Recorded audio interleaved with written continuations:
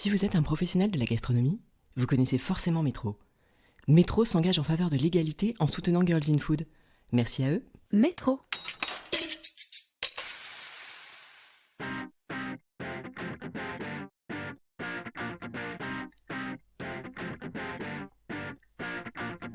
En cette période de Pâques, quoi de mieux qu'un épisode autour du chocolat pour se mettre en appétit?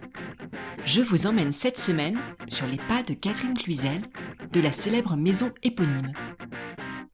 À travers elle, vous allez découvrir une saga familiale où chaque génération apporte sa pierre à l'édifice.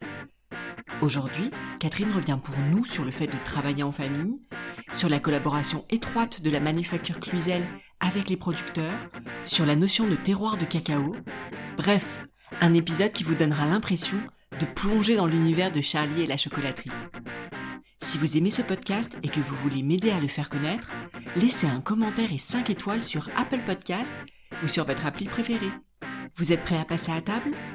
Je suis Adeline Glibota et voici le portrait de Catherine Cluzel dans Girls in Food. Bonjour Catherine Cluzel. Bonjour Adeline. Est-ce que vous pouvez vous présenter aux auditeurs de Girls in Food? Oui, bien sûr. Alors, je suis Catherine Cluzel, directrice générale des boutiques sur Paris, appartenant donc à l'affaire familiale Cluzel, qui est basée donc en Normandie, dans l'Eure. Donc les fameux chocolats Cluzel. C'est ça, exactement. Si on revient un petit peu en arrière dans votre enfance, quelle était la place de la cuisine dans votre famille? Alors, elle avait une place très importante, à savoir que notre famille vient en fait de la région de Lyon, donc de la gastronomie. Tout à fait. Et j'ai eu beaucoup de chance. Notre maman était très très bonne cuisinière, ainsi que mes grands-parents. D'accord. Donc la gastronomie dans notre famille avait vraiment une place très importante. Et est-ce qu'il y avait un plat particulier qui vous a marqué, un plat du dimanche peut-être, un plat de fête qui revenait régulièrement? Alors ça va pas être un plat, ça va être le dessert, bien sûr. Ouais, le dessert de mon grand-père. D'accord. Quand mes frères et moi-même allions manger chez eux, ils nous faisaient une tarte aux cerises. D'accord. Donc on va dire que c'est un plat, un dessert très simple. Ouais. Mais voilà, les cerises, c'est lui qui les faisait vieillir dans un alcool. Ah oui, cerises à l'eau de vie donc. Voilà, exactement. Alors, légèrement alcoolisé, Oui. puisque on était quand même enfants. Et comme mon grand-père était pâtissier, voilà, sa pâte sablée, les cerises, voilà, c'était vraiment un dessert qui était le bienvenu. Et toujours quand vous étiez enfant, est-ce que donc vous êtes né dans cette famille fabuleuse dans le monde du chocolat, mais est-ce qu'il y avait un métier qui vous faisait rêver, ou est-ce que vous rêviez déjà de rejoindre l'entreprise familiale? Alors en fait, dès l'âge de 12 ans, je savais que je voulais être vendeuse. D'accord. Je voulais être dans le commerce. Vous aviez la fibre, voilà. C'est ça, exactement. Alors, faut savoir que ma grand-mère a eu sa propre boutique de fleurs. Donc, je pense que je tiens d'elle. D'accord. Et par contre, à l'âge de 12 ans, je ne savais absolument pas dans quel domaine. Je savais vraiment que c'était la vente. Et j'ai eu l'opportunité, mon père m'a donné l'opportunité de gérer une première boutique. D'accord. En 1989. Et est-ce que ça a été votre tout premier job, ou est-ce qu'il y a eu un job, je sais pas, étudiant ou adolescente, où vous avez, si vous repensez à ce tout premier emploi qui vous a valu un petit salaire, qu'est-ce que c'était? Alors, le premier emploi, en fait, comme vous dites, qui m'a valu un petit salaire, c'est que j'allais à la chocolaterie pendant mes vacances et je rangeais les bonbons de chocolat.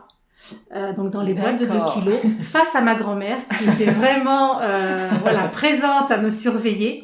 Mais c'est là où j'ai appris justement les valeurs du travail. D'accord. Et la concentration et l'énergie à mettre dans ce que l'on faisait. Ok.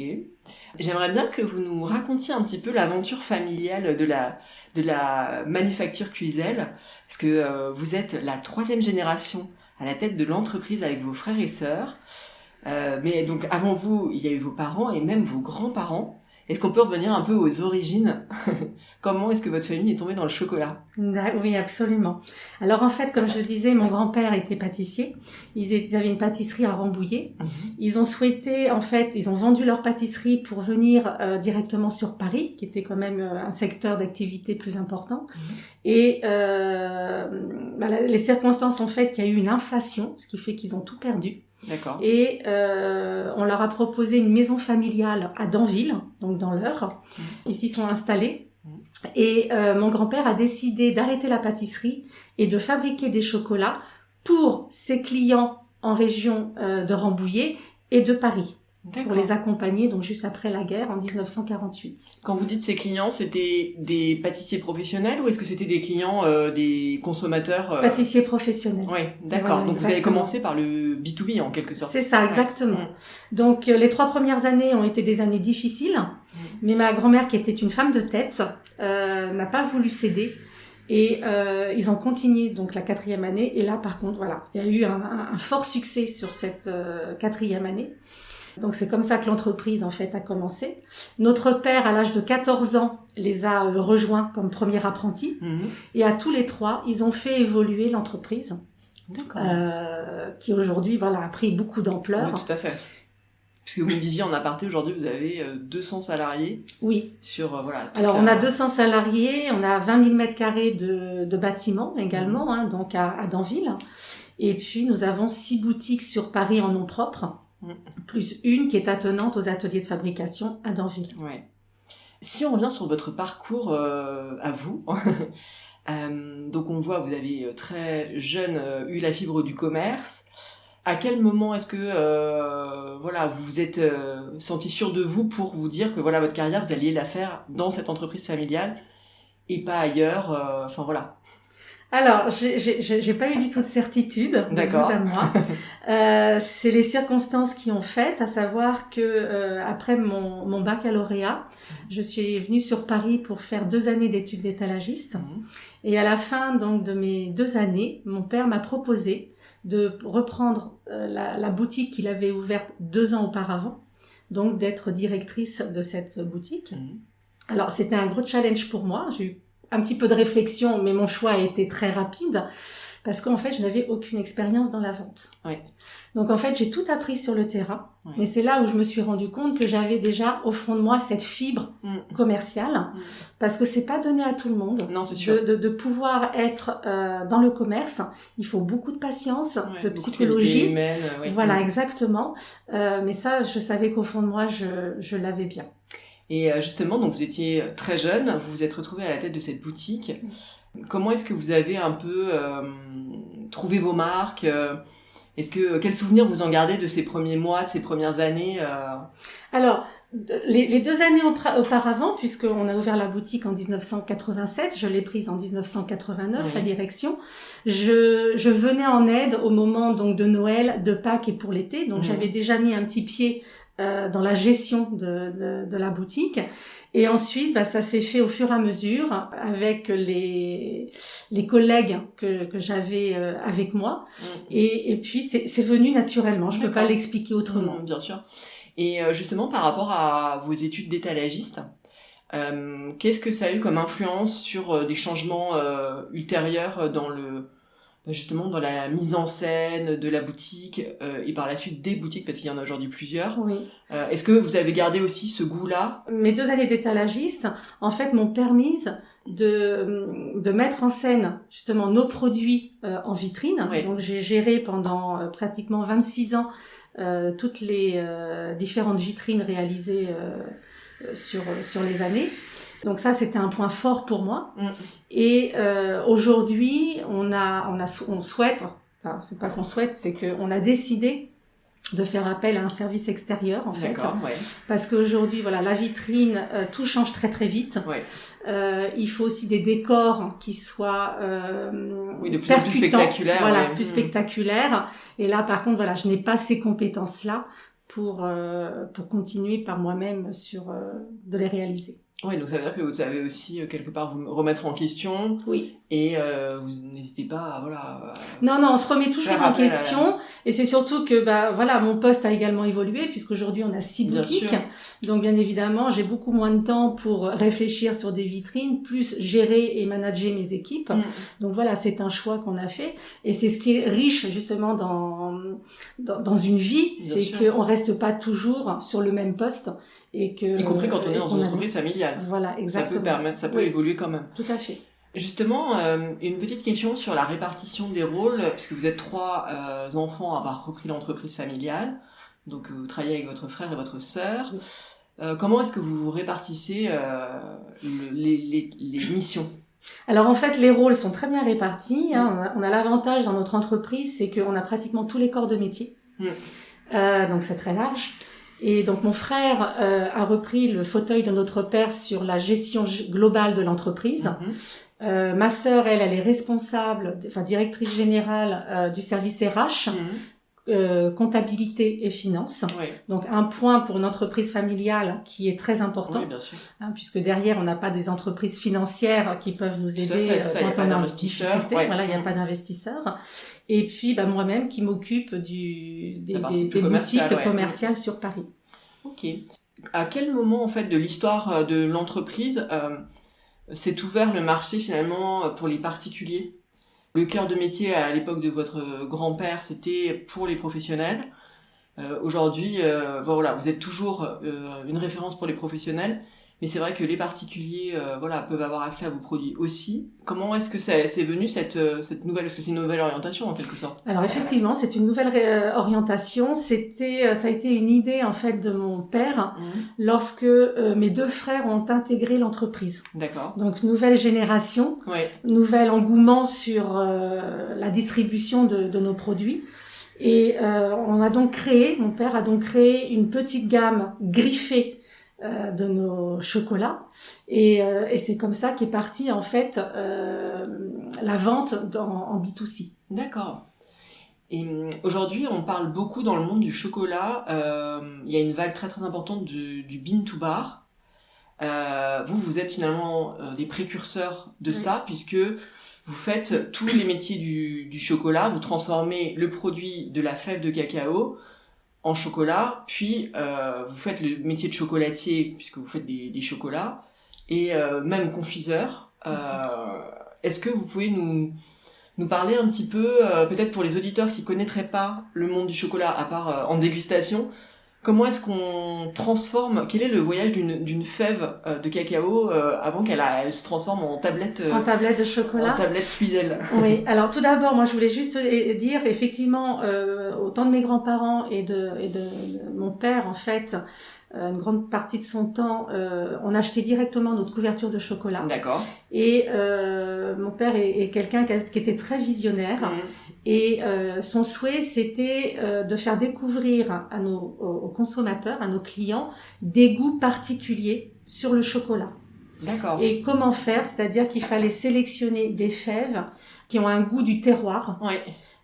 Donc aujourd'hui, c'est ce que nous appelons nos chocolats de plantation. Oui. Mais c'est là où a été décidé de fabriquer par nous-mêmes notre couverture de chocolat. Donc comment ça se passe ? Aujourd'hui, nous avons des relations directes avec des planteurs pour avoir une qualité de fèves qui réponde à nos exigences. Et donc, dans chaque pays, c'est une seule et même plantation. D'accord. À savoir que les notes aromatiques de cette fève sont donc naturelles, sont dues au terroir. Donc dans les pays producteurs, vous avez donc les plantations de cacaoyers. Ils vont donc récolter les cabosses, qui est le fruit. Dans les cabosses, vous avez les fèves. Cette fève, c'est une graine qui est enveloppée d'une substance blanche que nous appelons le mucilage. Et cette substance blanche va jouer un rôle au moment de la fermentation. C'est-à-dire que ces fèves vont être mises dans des bacs à fermenter entre 5 et 7 jours. Et ce mucilage va faire fermenter la graine et va permettre à cette graine de dévoiler ses premières notes aromatiques. D'accord. Donc il ne faut pas se tromper sur la durée de la fermentation. Donc là, c'est là en fait où intervient aussi. Donc là, c'est un échange entre le producteur, le planteur, et puis mon frère Marc, puisque là c'est Marc en fait qui a un nez, c'est comme dans le vin, il a un nez. Et ensuite, ces fèves, une fois qu'elles sont fermentées, on les fait sécher au soleil. Donc toujours dans les pays producteurs. Ensuite, elles viennent par bateau dans des sacs en toile de jute. Pourquoi sac en toile de jute ? C'est pour que la fève puisse respirer et ne pas moisir. Oui. Et ensuite, on les reçoit donc à la manufacture Cluizel et on va donc les torréfier, les broyer, les concasser pour obtenir la pâte de cacao.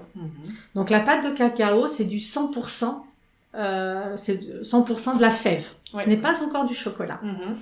On peut parler de chocolat à partir du moment où on va venir mélanger à cette pâte de cacao du sucre, de la vanille bourbon en gousse et du beurre de cacao pour faire le chocolat noir. Oui. Les mêmes ingrédients plus du lait pour le chocolat au lait. Mhm. Là, on parle de couverture de chocolat. Oui. Ces ingrédients vont être mélangés dans une machine que nous appelons la conche, c'est-à-dire que c'est la phase du conchage. C'est un brassage de toutes ces matières premières pour retirer la mauvaise acidité. D'accord. Donc pareil, le temps de conchage est très important pour ne pas dénaturer non plus la couverture de chocolat. Oui, et aussi c'est là quelque part que on reconnaît, je suppose, la pâte du chocolatier. Du chocolatier, absolument. Ouais. Puisque dans les chocolats d'assemblage, c'est-à-dire que les tablettes à 70, 80 ou 90% de cacao, souvent ce sont des mélanges de plusieurs origines de fèves. Des blends. Voilà, ça, exactement. Mais il faut quand même qu'il y ait une cohérence Bien sûr. pour qu'au niveau gustatif, ensuite, ce soit agréable en bouche. Donc vous faites à la fois des pures origines, enfin voilà, les chocolats de Oui, plantation, absolument. et à la fois des blends. Oui, tout à fait. D'accord. Donc ça, c'est le métier de cacao févier, en sachant que le mot cacao févier, c'est nous-mêmes qui l'avons créé. C'est ce que j'avais lu, oui. Voilà, puisque avant que ce nom existe, il n'y avait pas de nom qui définissait ce métier de transformateur de fèves de cacao. C'était un peu métier chocolatier, mais en fait, sachant que la plupart des chocolatiers ne font pas du tout ce travail-là. Non, pas du tout. C'est on n'en parlait pas beaucoup en fait de ce métier-là, parce que quand vous posiez la question à un consommateur, qu'est-ce qu'un chocolatier, c'est très large la réponse. Bien sûr. Alors que pour nous, voilà, chocolatier, c'est celui qui va venir enrober les confiseries et qui va faire ses tablettes. Ouais. Donc vous avez le métier de cacao févier qui transforme les fèves de cacao en couverture de chocolat. Vous avez le métier de confiseur que nous faisons bien évidemment, donc la nougatine, la pâte d'amande, le praliné et la ganache. Et ensuite le chocolatier, on enrobe ses confiseries. Ok, c'est beaucoup plus clair. Vous qui vous adressez donc à la fois à un public de professionnels et à la fois à un public de gourmands, de gourmets, en dehors forcément des volumes qui ne sont pas les mêmes de vente, mais aussi les modes de consommation qui sont forcément différents, puisque pour un particulier ça va être la dégustation, pour un professionnel il va y avoir une transformation du produit. Est-ce que ce sont les mêmes produits pour les uns et pour les autres, pour les particuliers et pour les professionnels, ou est-ce qu'il y a des différences? En fait, comment vous travaillez sur ces différentes gammes? Alors, les couvertures de chocolat sont identiques. C'est-à-dire qu'on ne fait pas plusieurs qualités de produits. Effectivement, pour le B2B, on va être sur un produit semi-fini, c'est-à-dire des petites coupelles en chocolat. Ça va être des petites torsades pour venir décorer un petit gâteau que le pâtissier aura fait. Mais au niveau de la couverture en elle-même est identique, que ce soit pour le B2B ou le B2C. D'accord, ok. Justement, comme vous vendez aux deux, est-ce que vous avez l'impression qu'il y a une montée en expertise des consommateurs, le grand public, je veux dire, sur ces sujets? Est-ce que vous avez l'impression que vous qui êtes en contact des clients, parce que vous gérez les boutiques, est-ce que vous avez l'impression que les gens posent plus de questions, sont peut-être plus exigeants, demandent des produits quasi professionnels pour pâtisser à la maison? Alors oui, si c'est pour pâtisser à la maison, effectivement, ils sont très attentifs à ce qu'ils vont acheter en qualité de chocolat, surtout au niveau du pourcentage en cacao et même des ingrédients qui sont dans le produit en lui-même. Okay. Après, au niveau du produit fini, aujourd'hui, la clientèle est plus exigeante qu'il y a, on va dire, 20 ou 30 ans, parce qu'on communique énormément sur la pâtisserie, sur des chefs qui montent en puissance, des jeunes chefs. Et donc ça, en fait, ça donne une motivation à la jeune génération pour trouver des produits de qualité. Et c'est vrai que nous, on a l'avantage de pouvoir répondre à leurs demandes, puisque nous avons été le premier, et je pense le seul aujourd'hui, à avoir créé un label ingrédients nobles qui certifie en fait des ingrédients qu'on utilise et ceux que nous n'utilisons pas. C'est-à-dire que c'est vraiment marqué sur le packaging en preuve de notre discours pour rassurer le consommateur. Justement, est-ce que vous pouvez nous donner des exemples de ce que vous appelez ces ingrédients nobles? Oui, donc dans les ingrédients nobles, pour nous, c'est donc l'utilisation de lécithine de colza et non pas de lécithine de soja, qui est considérée comme un OGM. On a été les premiers à le supprimer et à le remplacer pendant des années par du beurre de cacao, qui est donc la matière la plus noble du chocolat, la plus chère. On est également avec sans ajout d'arôme. Donc le goût est dû aux matières premières que nous sélectionnons et que nous travaillons avec respect. Nous utilisons que de la vanille Bourbon en gousse. Donc du pur beurre de cacao également. Donc voilà, ça ce sont vraiment pour nous les ingrédients nobles. D'accord. Et est-ce que vous avez l'impression que votre manière de travailler, c'est de l'ordre de l'exception dans le secteur du cacao, enfin du chocolat je veux dire, ou est-ce que c'est... parce que ça c'est des choses que vous avez mises en place il y a quand même déjà plusieurs années. Est-ce que vous avez l'impression que le secteur évolue positivement par rapport à ça, sur ces sujets-là Alors oui, le secteur évolue, on est énormément copié. Donc ça veut dire que quelque part, voilà, tout ce que nous faisons est très apprécié, très attendu par le consommateur et au regard également donc des professionnels. En tous les cas, voilà, notre volonté, c'est de faire un chocolat le plus sain possible, avec les meilleures vertus du chocolat noir. On parle plus de chocolat noir pour les vertus, au niveau du magnésium, au niveau de l'antistress. Ça, pour nous, c'est notre démarche prioritaire. D'accord, ok. Sur le côté développement durable, qui pareil est très de plus en plus attendu par les consommateurs, qui devient une question centrale pour la planète, quelles sont vos démarches par rapport à ça pour garantir le travail des planteurs comment est-ce que vous... Voilà. Alors, nous, comme nous avons des relations directes avec les planteurs, on ne passe pas par des coopératives ou par des intermédiaires, c'est grâce à eux qu'on a notre matière première. Pour faire notre métier de cacao févier et de chocolatier. Et donc, en fait, on va payer entre 6 à 12 fois le prix du cours de cacao. D'accord. Donc, nos fèves de cacao. Pourquoi ? On ne souhaite pas avoir nos propres plantations. Parce que pour nous, il n'y a pas de commerce équitable si on a notre propre plantation. C'est un métier à part. C'est un métier qui ne peut pas se faire en France. Bien sûr. C'est vraiment dans des pays un peu tropicaux. Donc on préfère, voilà, vraiment leur donner les moyens de faire développer leur plantation, leur permettre également que leurs enfants puissent aller à l'école, qu'ils aient aussi un confort de vie, si on peut appeler ça un confort, pour que on puisse sur du long terme, travailler avec eux. D'accord. Et si on parle un petit peu des différentes origines de cacao, moi j'avais lu que vous travaillez avec 5 origines différentes, est-ce que c'est toujours... Alors on est à 7 maintenant. 7, d'accord.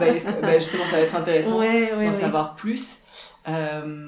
Est-ce que vous pouvez nous en parler un petit peu? Oui, absolument. Donc en fait, notre souhait donc c'était d'avoir des chocolats d'exception un petit peu au niveau du goût et le fait de pouvoir prendre des chocolats dans des plantations différentes et dans des pays voire des régions différentes permet d'avoir des notes du terroir. Je vais prendre l'exemple du chocolat de Sao Tomé en Afrique, au large du Gabon. La plantation est sur une ancienne terre volcanique. D'accord. Et donc, le chocolat va refaire ressortir des notes de fumée. Ah, d'accord. Voilà, et avec une puissance naturelle. Voilà, exactement. Donc naturelle. C'est-à-dire que c'est un chocolat à 70%, mais quand vous allez le déguster, ça peut presque monter à 76-78%. Ok. Voilà. C'est super intéressant. C'est le terroir qui donne en fait cette puissance. Et juste sur ce point-là, sur le côté terroir, je trouve ça assez intéressant parce que aujourd'hui, dans la gastronomie, c'est vraiment le mot que tous les chefs ont à la bouche. Et c'est très bien parce que justement, on recherche l'authenticité et aussi on se questionne sur l'origine des produits, sur ils viennent de loin ou pas. Et ce goût du terroir, vous avez été assez précurseur. On a été précurseur, absolument. En fait, on a été précurseur sur les chocolats premiers crus de plantation, c'est-à-dire que c'était plusieurs plantations dans une région. D'accord. Et donc maintenant, on est précurseur sur les chocolats de plantation. Donc là, maintenant, c'est une seule plantation dans une région, en fait. C'est vraiment un carré de plantation qui nous est dédié avec ces notes du terroir. C'est ça, qui sont comme le vin, extrêmement différentes, en fait, les unes des autres. Oui. Une petite question technique également. On entend pas mal dire que le pourcentage de cacao, c'est une notion qui est à remettre en cause. C'est-à-dire que ça reflète pas forcément la puissance. Qu'est-ce que vous pouvez nous dire par rapport à ça pour que les auditeurs puissent décrypter mieux quelque part les étiquettes des tablettes? Alors non, pour moi le pourcentage qui est indiqué en tous les cas à la manufacture Cluizel, le pourcentage qui est indiqué en fait représente la puissance que vous allez ressentir en bouche. D'accord. Entre un 72 et un 85, vous allez vraiment faire la différence, et entre un 85 et un 99% de cacao. Là, j'ai même pas besoin de vous expliquer. Vous goûtez, vous vous rendrez vraiment compte par vous-même. Alors, je pense que c'est peut-être par rapport aux différentes origines. Par exemple, si on prend vos différents chocolats de plantation, est-ce que un 70% de Madagascar, disons, va avoir la même puissance que... Alors non, effectivement, quand on parle de pourcentage de cacao, c'est surtout avec des chocolats d'assemblage, c'est-à-dire plusieurs origines. Okay, ouais. À partir du moment où on parle donc de nos chocolats de plantation, une seule origine, une seule plantation, là on va définir un pourcentage en cacao, mais qui va, pour deux raisons, pour que ce soit agréable en bouche et qui vous permette de bien ressentir les notes naturelles en fait du chocolat. Okay. Il faut pas que en ayant un pourcentage trop élevé, ça vienne tuer ces notes de fruits rouges, de mangue, voilà. Bien sûr. Donc dans les chocolats de plantation, effectivement, on est entre 70 et 74% de cacao. D'accord. Pas au-delà. Okay. C'est pas le but. Le but c'est vraiment que les notes soient ressenties naturellement. D'accord. Alors là, on se rencontre avec Pâques qui est à l'horizon. Quels sont vos projets du moment, même si je me doute qu'il y a des choses en lien avec bien sûr les Pâques qui est un moment très important pour les chocolatiers. Oui, absolument. Donc nous cette année, nous sommes partis sur le thème tropical. On avait envie de voyager nos consommateurs, nos clients. Au vu des événements que l'on a vécus là depuis 2 ans, on s'est dit allez, faisons un petit voyage, partons sur les tropiques. Donc on a créé la poule tropicale et le coq malgache. Donc ce sont 2 sujets réalisés avec un chocolat qui vient de Madagascar, de la plantation Mangaro, et avec des notes acidulées en agrumes. Et donc des notes naturelles en fait d'agrumes. Toujours des notes, alors des notes naturelles et vraiment naturelles, puisque dans la dominance de ces notes d'agrumes, vous avez la note de la mangue.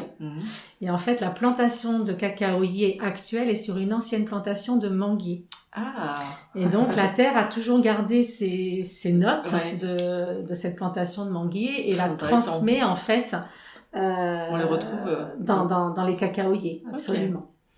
Et donc ces poules et ces coqs sont avec un plumage très coloré, ce qui fait vraiment la valeur de la pièce, et réalisé en chocolat ivoire, et donc coloré naturellement, c'est-à-dire que le rouge c'est fait avec de la betterave, le vert avec de la spiruline. Donc voilà, je reviens sur ce qu'on a dit, on est vraiment sur des ingrédients naturels. Est-ce que vous pensez que justement tout ce que vous faites comme ça en étant très attaché à finalement... c'est aux valeurs du produit en fait. Exactement, mais est-ce que vous avez l'impression que en pâtisserie où on a beaucoup usé, voire abusé des ingrédients artificiels, est-ce que vous avez l'impression que quand même les choses évoluent là aussi? Très lentement. Je pense qu'on est l'un des premiers à vraiment travailler en toute transparence sur ces produits-là. Ok. Il y a du chemin encore à parcourir alors. Il y aura toujours. On peut toujours mieux faire.